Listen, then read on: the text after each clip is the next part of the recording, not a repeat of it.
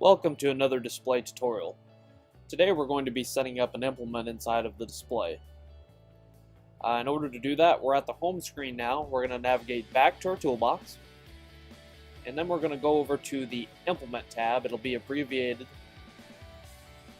And here we need to name our implement, so we can name this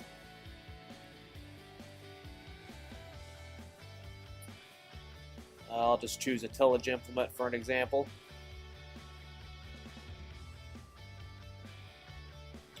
And then if we wanted to assign this to a work condition, we can do that as well.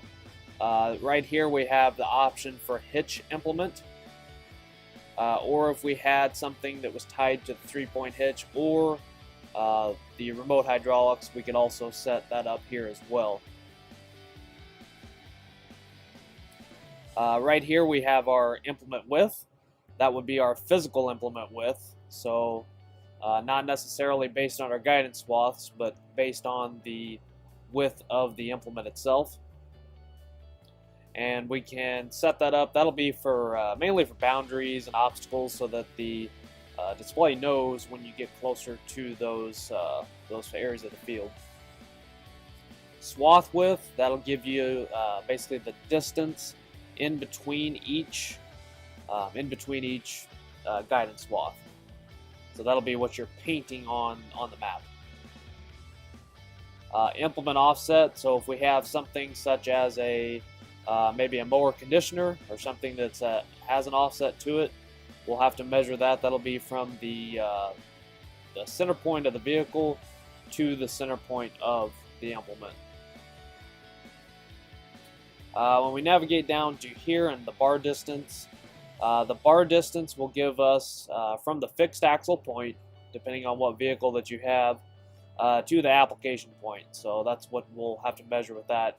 And we'll have to use a tape measure for measuring that.